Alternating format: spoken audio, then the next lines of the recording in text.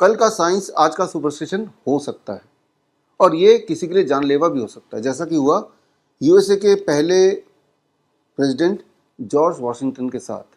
बात है 14 दिसंबर 1799 की। उन्हें थोड़ा खांसी जुकाम सोर थ्रोट हो गया था। 3 बजे सुबह 3 बजे उन्होंने डिसाइड किया कि अपने फैमिली डॉक्टर को बताना ठीक रहेगा। फैमिली डॉक्टर को बताया, 3 फैमिली डॉक्टर्स थे और वो आए और उसके बाद इलाज शुरू हो गया।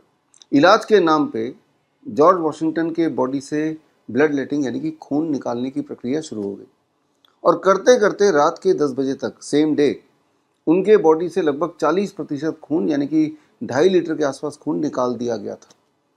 और हुआ ये कि रात के 10 बजे के आते आते 14 दिसंबर 1799 में उनकी मृत्यु हो गई।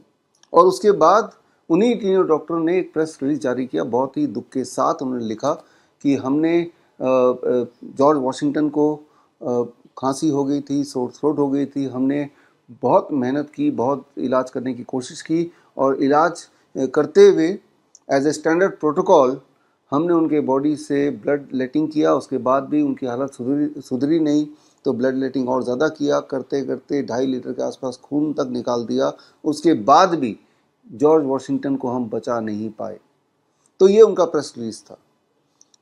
जो उस वक्त साइंस माना जाता था कि भाई किसी को अगर खांसी हो गया, जुकाम हो गया, बुखार हो गया या कोई भी और इन्फेक्शियस डिजीज हो गया तो उसके बॉडी उसका खून गंदा हो गया तो खून निकालो, खून निकालते जाओ तो ठीक हो जाएगा। वो उस वक्त का साइंस था। लेकिन आज आपको पता है कि एक सुपरस्टिशन है। आज आपको ये भी अंदाज़ा है कि उनकी जो मृत्यु है वो किसी खांसी जुकाम से नहीं हुआ था। एक्चुअली वो ब्लड लेटिंग यानी कि 40% ब्लड अगर कुछ ही घंटे में किसी के बॉडी से निकालेंगे तो उसकी मृत्यु हो भी सकती है। तो यहाँ पे मैं ये बोलना चाह रहा हूँ कि एक टाइम पे जब उसको साइंस माना जाता था, ज़रा सोच के देखिए उस टाइम पे अगर आप या मेरे जैसे कोई होता और बोलता भाई ये क्यों कर रहे हो, इससे तो इनकी जान जा सकती है, तो या तो आपको बेवकूफ़ समझते या आपको मानवता का दुश्मन समझते।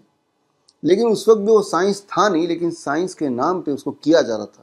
उस वक्त भी कोई ऐसा एविडेंस नहीं था जिससे साबित हो सके कि खांसी जुकाम बुखार या इस तरह के इन्फेक्शियस इलनेस में या फॉर दैट मैटर किसी भी इलनेस में खून के बॉडी से निकालने से इंसान की कोई भलाई हो सकती है। लेकिन फिर भी उसका प्रचार कुछ इस प्रकार था, उसकी प्रैक्टिस कुछ इस प्रकार थी कि उसको मान्यता मिली हुई थी कि कभी भी कोई ज़्यादा बीमार पड़ जाए या किसी को इन्फेक्शियस डिजीज़ हो या उसका अंदेशा भी हो तो बस एक ही इलाज करो कि बॉडी से खून निकालते जाओ। तो उस वक्त का वो स्टैंडर्ड प्रोटोकॉल था।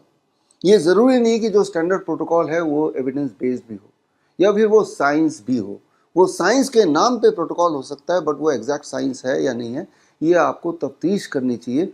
क्योंकि जिस प्रकार उस वक्त का आज से करीब 200 साल से ऊपर से पहले का जो साइंस था, अब हमें पता है, सभी को पता है कि ये एक सुपरस्टिशन होगा। इमेजिन करके देखिए कि आज की तारीख में आपको खांसी हो जाए और डॉक्टर आपको बॉडी से बोतल पे बोतल खून निकालने की बात सोचे या करने लग जाए तो किस तरह का एक भयानक दृश्य होगा।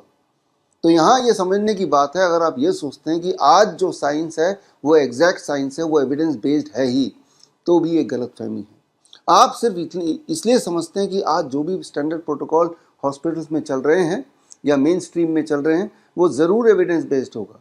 ये आपकी एक सोच हो सकती है, आपका एक अनुमान हो सकता है, आपका एक विश हो सकता है, लेकिन क्या आपने तौल के देखने की कोशिश की कि जो भी स्टैंडर्ड प्रोटोकॉल अलग अलग बीमारियों के नाम पे चल रहे हैं क्या उसका कोई एविडेंस है या उस वक्त का जो सो कॉल्ड साइंस था उसी की तरह अभी जो मान्यता मिली हुई है हर तरह के बीमारियों के इलाज का स्टैंडर्ड प्रोटोकॉल, उसका भी कहीं ऐसा तो नहीं कि वो एक सुपरस्टिशन है लेकिन वो साइंस बना के आपको बेचा जा रहा है।